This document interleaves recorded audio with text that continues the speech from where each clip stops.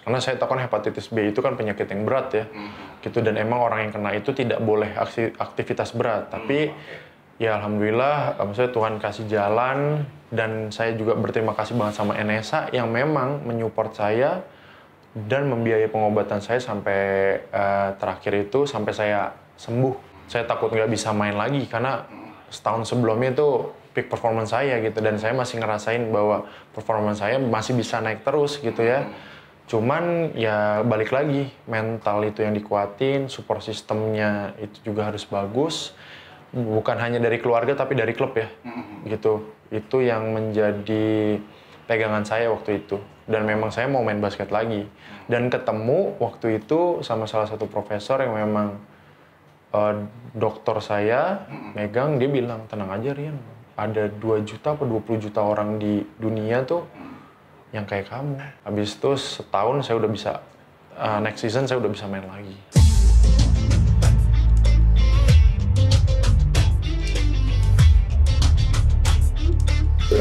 Nama saya Rian Febrian, umur saya 36 tahun. Saya ex-pemain profesional di NBL dan IBL hampir 15 tahun. Nah, ini selamat datang di podcast. Ini podcast kita namanya Turnover Podcast, yang seharusnya podcast ada hostnya, tapi nanti aja hostnya di on game. Ini selamat datang di Turnover Podcast. Kita bahas soal perbasketan lah di Indonesia dan dunia. Nah, tapi sekarang kita karena sama Mas Rian, kita mau tanya-tanya nih perjalanan karir Mas Rian di basket profesional itu seperti apa, Mas? Oke, saya tuh jujur main basket tuh telat. SMP kelas 3 lah baru mulai. Cuman kelas 1 SMA saya masuk klub Aspak Junior namanya. Nah dari situ latihan 3 bulan, terus habis itu Aspak yang di IBL dan Kobatama tuh lagi mencari beberapa bibit-bibit di seluruh Indonesia, sekitar 10 orang yang tingginya di atas rata-rata.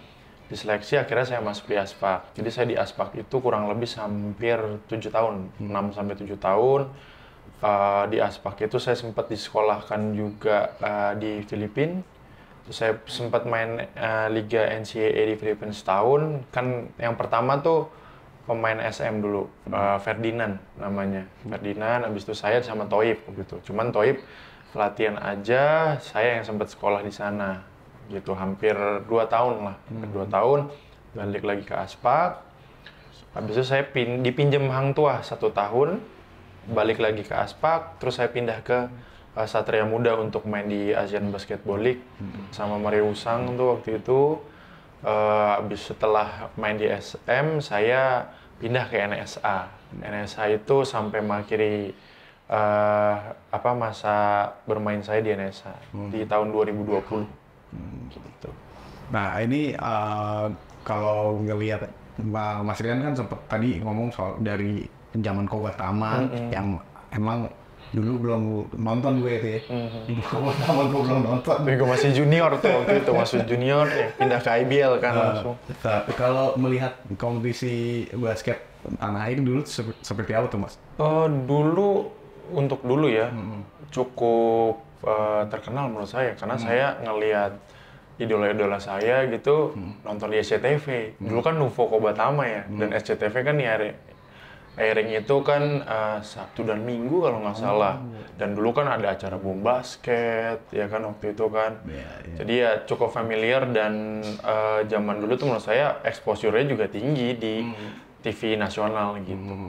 Pasti IBL sekarang tuh menurut saya lebih meriah ya, dengan adanya pemain asing lagi, terus klubnya tambah banyak, terus ada beberapa artis juga kan yang punya klub ya. Terus habis itu menambah exposure liganya sih, dan juga kan kita kan udah media sosial udah sangat banyak, TikTok, Instagram, semakin berkembang, jadi exposure-nya lebih gede lagi. Jadi IBL menurut saya sih dari waktu ke waktu semakin berkembang, dan itu membuat insan basket Indonesia kan cukup gembira lah ya, bisa lihat di YouTube, apalagi beritanya. Kalau apalagi liganya sedang jalan kan hampir setiap hari itu. Itu sih cukup membanggakan ya sekarang itu. Saya kan udah nggak aktif main jatuhnya ya, Mas Rian ya. Ini nggak sama IBL basket yang sekarang di Liga Basket Indonesia yang sekarang sama Kalau dibilang iri sih ada sih sedikit, bukan iri dalam konteks jahat atau benci, enggak, tapi kayak wah justru malah pemain-pemain basket sekarang lebih banyak dapat exposure. Kenapa? Karena Instagram, YouTube dan itu kan makin berkembang ya, jadi exposure-nya makin besar gitu. Jadi orang semakin tahu, oh siapa pemain idola lo. Kalau ditanya anak-anak akademi sekarang di basket, oh idola saya Arki Wisnu atau Prastawa gitu kan. Jadi mereka lebih familiar lah sekarang gitu. Nah, setelah pensiun kesibukan Mas Rian tuh ngapain aja? Jadi model sih. Salah. Enggak bercanda. Emang posisinya mendukung sih. Bercanda enggak? Intermezzo aja. Cuma ini saya kerja. Saya 2 tahun tuh kerja. Setelah saya pensiun saya kerja 2 tahun profesional gitu ya di perusahaan. Setelah 2 tahun bekerja, saya sekarang ini jadi coach gitu di salah satu akademi di Jakarta sama sekolah di Jakarta. Itu sempat ada kan pelatih nih, pelatih anak-anak nih. Anak-anak sempat bilang, kan tadi sempat kalau Mas Rian bilang kalau ditanya anak-anak zaman sekarang pemain favoritnya Arki bla bla bla segala macam. Ada nggak anak murid Mas Rian yang nyebut pemain favorit saya Tengku Rian gitu, ada nggak? Dibilang nyebut sih belum ada ya. Tapi mereka tahu kayak tahu. Pas apalagi ngeliat Instagram saya, oh iya Coach Rian nih mantan pemain IBL ya. Oh iya. Kalau nggak tahu saya, papanya yang tahu. Karena angkatannya ya mungkin ya. Gitu atau enggak kakak-kakaknya. Oh iya tahu nih gitu. Gitu sih. Nah, berarti jadi pelatih itu udah berapa lama, Mas? Hampir setahun setengah sih. Setahun setengah. Nah, itu transisi dari pemain menjadi pelatih, kalau menurut Mas Rian tuh ada kesulitan nggak gitu? Kesulitan pasti ada ya, karena misalkan dulu kan kita yang biasa dimanja ya. Sekarang kan kita memanjakan anak. Maksudnya mengajari anak untuk bermain basket dengan baik dan benar gitu ya. Pasti ada, karena kan kita harus belajar terus, karena kan melatih dan sebagai pemain sebenarnya ilmunya yang kita dapat secara jadi pemain itu bisa kepake, bisa kita tularkan atau kita ajarkan ke anak-anak didik kita gitu. Cuman ya perlu kita terus belajar, karena kan perkembangan basket di Indonesia dan dunia kan pasti bertambah terus ya, jadi tetap harus belajar sih. Gitu. Sebagai pelatih yang ngelatih usia anak-anak yang bisa dibilang grassroots lah, akar rumput nih Mas, itu apa sih biasanya yang pesan yang ditekankan sama Mas Rian ke anak-anak? Kalau saya sih nomor 1 attitude ya. Gitu, attitude yang pertama, maksudnya respect your teammate, respect your parents, yang paling saya utamakan gitu. Karena dari pengalaman saya di liga, ya attitude itu nomor 1 gitu. Ada pemain yang biasa aja tapi dia attitude-nya bagus, ya mungkin lebih performanya bisa lebih meningkat daripada pemain yang jago tapi attitude-nya kurang baik, misalkan kurang menjaga badan atau sering keluar malam gitu kan, itu beda juga ya kayak gitu. Itu berarti attitude bakal berpengaruh jangka panjang ya, sampai mereka mungkin kalau jadi pemain profesional mungkin akan berpengaruh ke mental atau permainan dia. Sangat berpengaruh gitu, sangat berpengaruh. Apalagi kan saya ngelatih dari umur 10 sampai 14 kan. Itu sangat berpengaruh, karena itu masa-masa krusial transisi mereka dari kids menjadi ya adults ya, maksudnya anak ABG lah gitu kan. Jadi kayak kita ngajarin tentang attitude, tata krama, gimana respect each other gitu, respect your teammate, ya itu penting sih, sangat penting. Dan itu yang dirasakan sama Mas Rian pada saat waktu masih junior di Aspa, terus habis itu mungkin masih jadi usia junior di klub lain itu yang dirasain sama Mas Rian tuh? Iya, itu dirasain karena Aspak itu banyak, bukan cuma Aspak mungkin ya, karena saya juniornya di Aspak, senior dan timnya itu mengajarkan bahwa attitude itu nomor 1, dan itu benar-benar kepake sama saya di dunia kerja waktu saya pensiun dan as a coaching sampai sekarang gitu. Nah ini sedikit balik lagi lah ke sekarang ke tim-tim profesional yang Mas Rian kan tadi disebut, berarti Aspak udah main profesional atau di junior? Junior 1 tahun, habis itu saya masuk roster. Nah di situ saya mulai main. Terus habis itu ke SM, habis itu terakhir di NSA. Sempat Hang Tua, SM, baru mengakhiri karir di NSA. Nah ini kita obrolin sedikit soal NSH lah. Kan kita lihatnya NSH waktu itu sempat naik, habis itu sekarang turun lagi dan akhirnya ujungnya sampai harus lisensinya dicabut sama IBL. Nah, Mas Rian tuh ngelihatnya kayak gimana tuh, Mas? Kalau dari sisi pemain pasti sedih ya, gitu. Apalagi saya angkatan pertama yang memang ketika NSA dari Kobatama masuk ke IBL, saya ditarik dari SM kan pindah ke SM, dari SM pindah ke NSA gitu kan. Kita nge-build itu dari awal, Mas. Maksudnya dari klub papan bawah, merangsek naik ke tengah sampai terakhir saya 2020 pensiun pas COVID gitu, itu kita ada peringkat 1 reguler. Sisa 1 seri lagi, mungkin walaupun misalkan ada yang reguler itu yang seri terakhir itu kita jelek pun kita masih di peringkat 2. Maksudnya kita menyelesaikan seri reguler itu di peringkat atas loh gitu. Compete sama tim-tim atas gitu. Sedih sih menurut saya, sedih, tapi dari liganya itu sendiri yaitu menjadi penanda bahwa IBL itu tidak main dengan liganya dan mereka mau liganya itu berjalan terus dengan secara baik gitu dengan peraturan yang memang mereka sudah keluarkan gitu ya. Gitu. Nah, ada mungkin pemain yang masih mengontak Mas Rian dah waktu jujur saya masih sering ke mes. Oh, masih sering ke mes karena salah satu sekolah, saya ngajar di salah satu sekolah tidak jauh dari mesnya NSA yang berlokasi di Sunter kan. Gitu.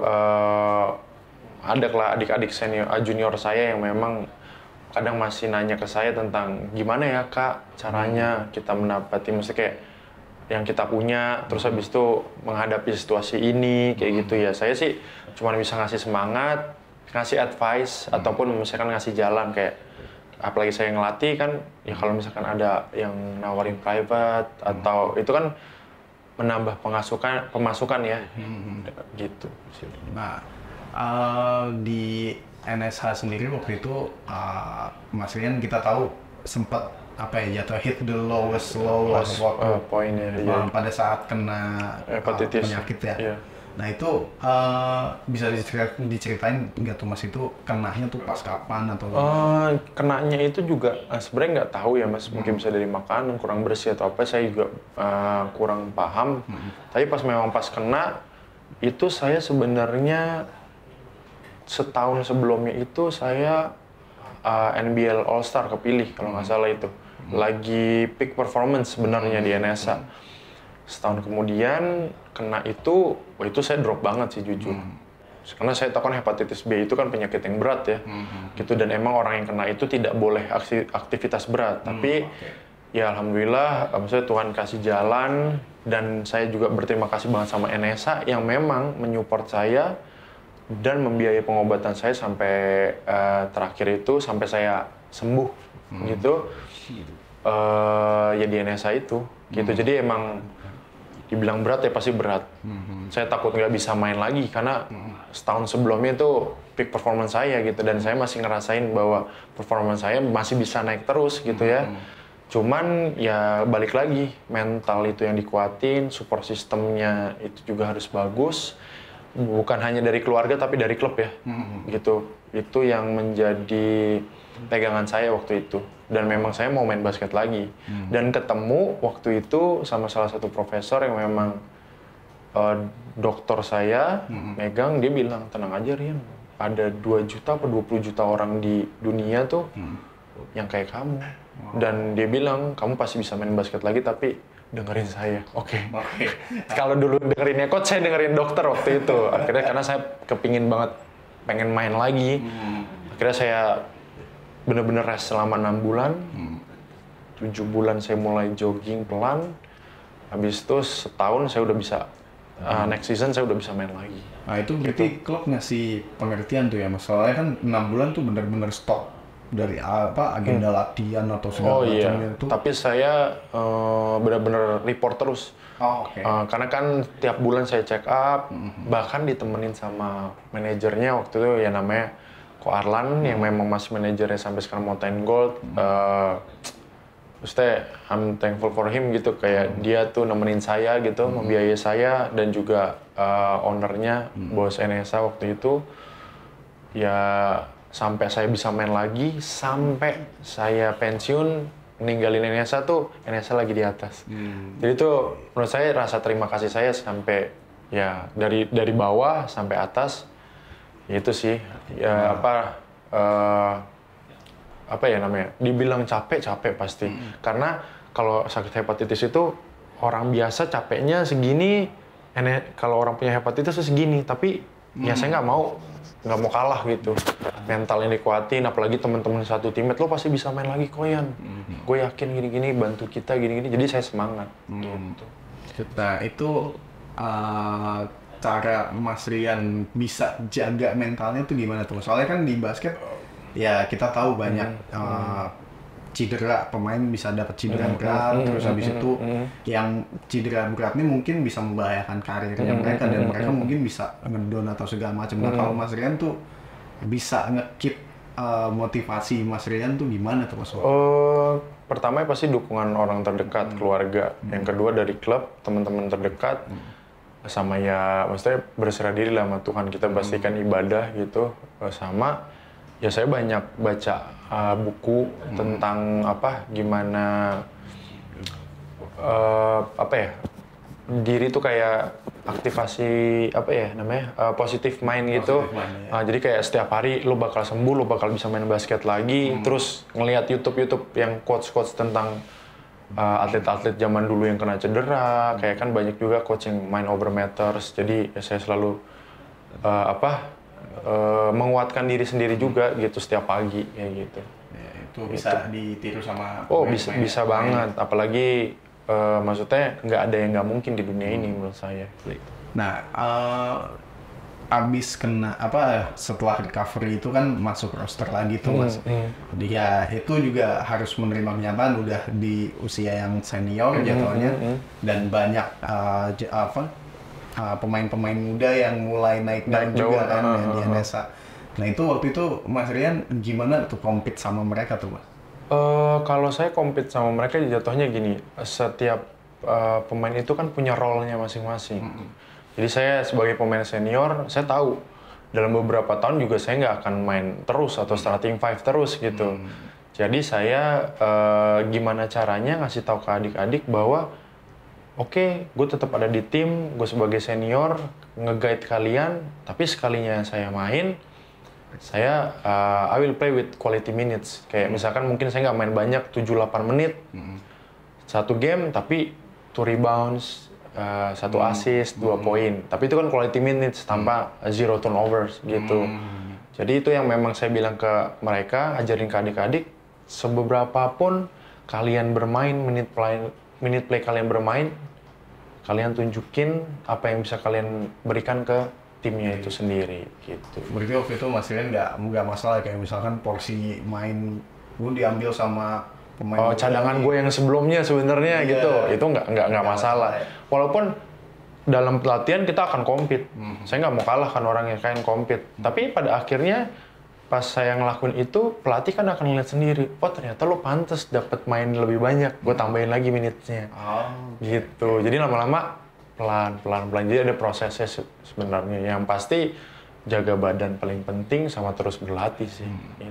Itu waktu itu Mas Rian tuh sendiri tuh jatuhnya senior di NS1 waktu itu? Sama waktu itu ya sendiri. Setelah itu kan masuk Mas Wenda Wijaya kan dari Garuda.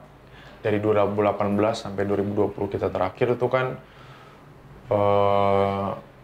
NSA trendsnya lagi naik terus tuh gitu. Nah itu ya saya berdua lah sama dia, banyak ngobrol juga sampai sekarang kok masih kontak. Apalagi kan Mas Wenda juga punya akademi ya di Sukabumi kalau nggak salah gitu. Dia sering ngobrol sih. Ya mirip-mirip lah ya sama Mas Wenda sekarang ngelatih anak-anak juga. Iya gitu. Kalau sekarang kan Mas Wenda juga asisten pelatihnya Dewa ya.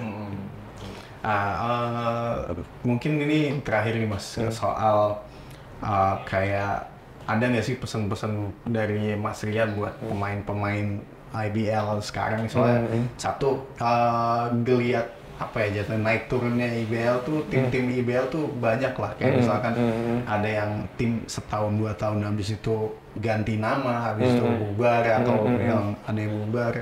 Nah itu untuk masukan dari Mas Rian untuk pemain-pemain yang terdampak gitu kayak misalkan ya basket tuh masih bisa buat kalian untuk hidup atau gimana gitu, ada masukan gitu? Kalau menurut saya ini yang paling awam ya, tetap berlatih itu udah paling wajar gitu. Cuman kalau menurut saya sih untuk sebagai seorang pebasket kalian punya value, ya kalian nikmatin prosesnya. Jangan cuman ngelihat sekarang lihat Reza Guntara, jadi MVP begitu ya, gimana ya caranya? Nah, jangan lihat dia jadi MVP-nya, gimana cara dia ngelewatin itunya tuh.